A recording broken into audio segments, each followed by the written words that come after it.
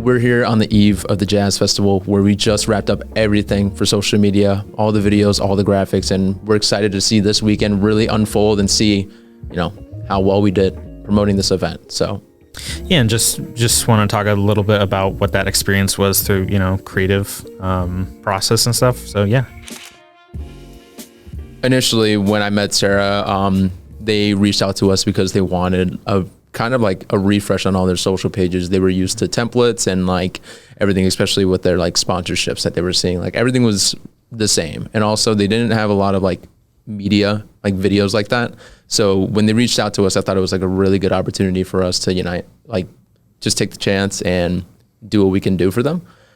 So when she was talking about it, she just said, we have completely free reign to do whatever we want with their page and, really just make it bright and, showcase what the Scranton Jazz Fest can offer. So I took that, and now as you can see the page, it's been doing really well. It's very different from last year, and the videos, they've been doing really well. I think they're above like 100K views, some of them, 20K views. I think I remember hearing that was like video was a big opportunity that they didn't really have a lot of before, and they wanted to do more. Mm-hmm. Yeah, and I definitely jumped at that opportunity. Yeah. The moment I saw it. Before we get into that, like, what was let's talk kind of about like what their social media looked like before we stepped in. Yeah, like their social media before consisted of like one template for all like sponsorships and artists and stuff like that. In the video that they did have, like there was like some phone footage of like the Scranton Jazz Fest that weekend. But when we were looking at it, it was like very limited. So that's why like the first thing that we did was we went downtown. That was the first thing that we did. We went downtown and just got footage of the city. And that's the video that ended up doing really well. It's funny that you bring up that their social media was all templated material. So at my last job, I made those templates. I made the bad template. And that's kind of what that whole place was. I won't say names, but like they relied heavily on templates. That's what I got instructed to do. And they said, get this out, like just fast as you can. And I think like when you have so many, so many sponsors, so many venues, bands, like it does make sense to do templates, that everything takes time. But I know that was something from the very beginning that we wanted to, like we identified, it was like, okay, yeah, it's like the same, like 30 of the same graphics. And it gets boring, so I know from the very beginning we wanted to do something more exciting. Yeah, and when you do like 30 of the same graphic, it doesn't feel good, especially for something like a jazz fest. Yeah. Like jazz is so like passionate and soulful and like exactly. Yeah. So I think when you turned around and you said, "Hey guys, like Jazz Fest," and it clicked in my head like this is kind of the redemption moment for me. So going in, I was so excited to be like, every sponsor tier is going to be like a different design, and it's going to take inspiration from like different like themes of jazz. And I think like what we ended up coming up with was something that was like we could be proud of, Yeah, I remember definitely Rob had said, one of the first things he brought up like color, like a lot of the previous, styles, the graphics throughout the previous years, they were like black and gray. Yeah. And, it was just like, well, how do we make this exciting and colorful? And, that was the thought from the forefront. That's the really cool thing about jazz, like because it is such a wide variety of different subgenres of it. Like I feel like the art and imagery that come along with it also is that expansive as well. So that was really cool to see you guys kind of like jump into all those different types of styles and stuff. Like I just recently saw some of the more like the heavy cutout, like they look like cutout from like a magazine look.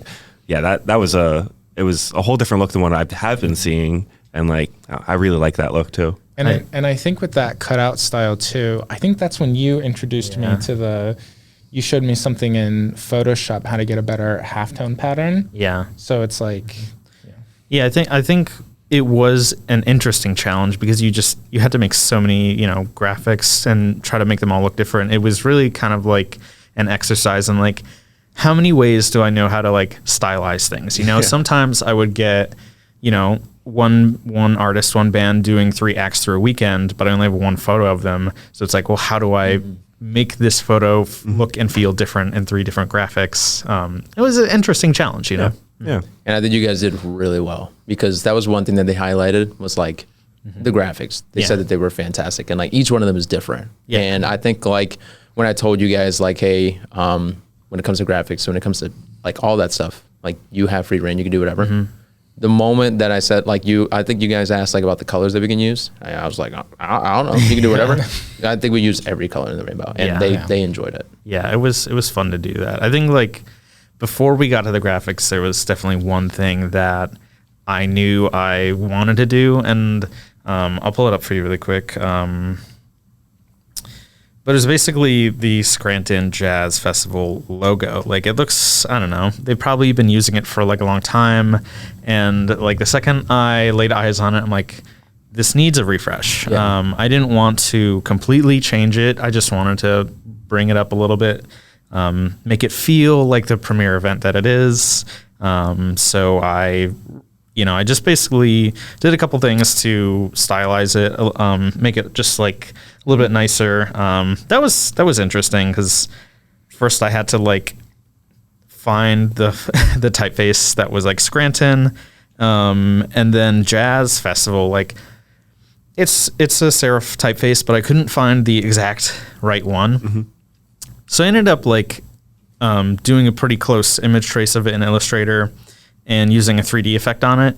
And then the big thing about it was the gradients that it used. Like, it used a gold gradient, and like this is to me like something that I would have done very early on, where you don't know how to apply one total gradient throughout everything. So it just, it doesn't quite look right. So I made sure that I kind of did it right this time, just to really update it and bring it into. Yeah, that's an issue I actually haven't been like haven't encountered myself, like gradients being like across the whole logo like that. Yeah. I usually kind of like stay away from that stuff in my own style, but yeah, that's interesting. That's a interesting point. Going off of the logo though, that was something that was like more of a challenge than I expected with these graphics. Was all of these whether they were sponsors or venues, it's like we had to use their logos in the graphics. A lot of people do not have high quality logos that you can just easily put on a graphic. So I do think a good chunk of my time with this project was, looking at the logo, finding out it was like 100 by 100 pixels. And then it's just, how do I turn this into something? Yeah, that also is a big challenge of, like you said, like getting those venue logos, and like basically took, a whole day in itself, just like getting these high quality version logos. I remember that day. It reflects on the graphics. You need everything to be of high quality so it looks professional. Yep. Big time.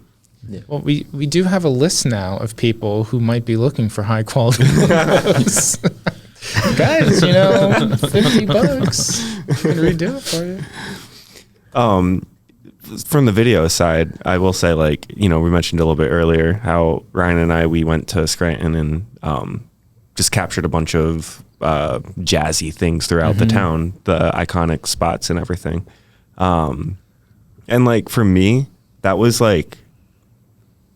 really exciting, and I had such a good day because it's been so long since I did something like that, where I just took a camera, I walked around a city, and I just got creative. And like, actually, I used to do that with my friend Ryan down in Bloomsburg, so it's kind of funny how I ended up doing it with my friend Ryan. That day. You were telling me about it that day, and I'm like, dude, like, you just do your thing, like, just have fun, do your thing, like, you have a vision in your mind and do it. And now that's the best video on their page. Yeah, that was a really fun project to create. I did a lot of that in After Effects, actually. And I, for some reason, I really wanted to use like all the murals that they have throughout the city, use the iconic imagery. Like I remember I used Benny's for the first restaurant that I show off in the video, solely because like right when you come into Scranton, like it's right there. You know what I mean? And I tried to use some other like like Bartari, and then I forget the other name, but it's the one with the G on it, the awning with the G. I can't remember the name of that. The Garden? The Garden. Yeah, The Garden. The Garden. And that was just a really fun edit. That song is still stuck in my head though. Right. Yeah, we literally went all through downtown Scranton, and like we were looking at the murals and we're like, that's jazz. That's cool. Exactly what we did, and it did really well. Yeah, we're just going around and we just point at something and be like, is that jazz? That's jazz. That's jazz. Was that the same day where you guys went up and that train was there too? Yeah, Big Boy. Big Boy, right? Is that what it's called? Yeah, Big Boy. Mm-hmm. Yeah, that was cool. I ended up actually flying the drone over that way and got some shots of it. That's pretty cool. Which was pretty cool, you know. That wasn't the whole point, but but continuing on from what you were saying, like you made not just that video, but you continue to make like UGC videos, almost to where like you were kind of like the face, like you were getting recognized from it. Yeah, you're a big music guy too, you know. Yeah, the timing of the jazz festival coming to us was like the most hilarious thing to me, because I just started to dive deeper into like the genre of jazz. Starting out with like Herb Alpert and the Tijuana Brass, and then moving on to more like staples like Miles Davis, John Coltrane and stuff. So I just jumped at this opportunity to kind of, you know, show off what I've like learned and the interest. And the moment that I saw that Ron Carter was going to be in there and who he's played with, which is Miles Davis, like that just got me so excited. And kind of, I've never heard of the Jazz Festival.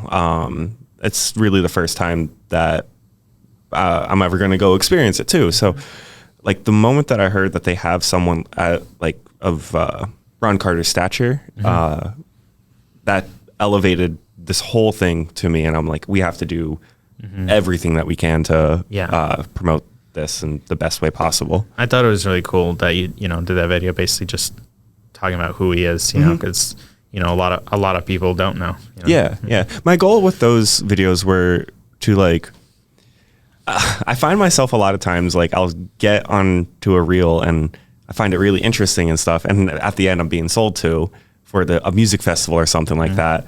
And I look down at the end or at the page it comes from, and it's coming from the music festival itself. And I'm like, oh my God, they just like sneak attacked me. Right. So I kind of wanted to do the same thing, but keep it educational, and teach you about Ron Carter, teach you how to listen to jazz. And then at the end be like, hey, you can go check these people out. And, that's you know, cool. Yeah, more of a sneak attack, right? Yeah, it definitely worked.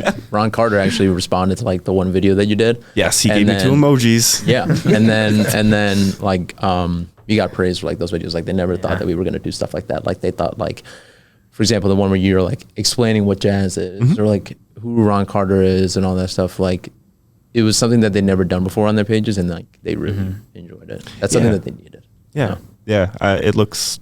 I've actually been stopped a few times when I'm at like Planet Fitness or something, and they're like, "Did I see you on the Jazz page?" Yes, you did. Are you Mr. Jazz? I just give them the jazz hands and I walk away.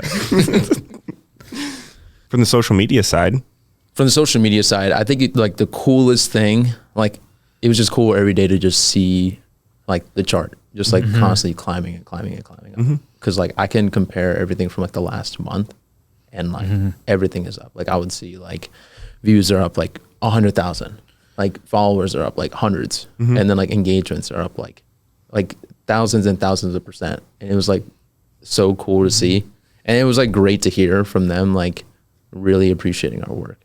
So it's just like it felt good for me to tell you guys like, hey, like your stuff is working, and like they're very, very happy with everything that we're doing. So like, and it's fun to promote something that is fun and exciting. You know, it you know resonates through all of us.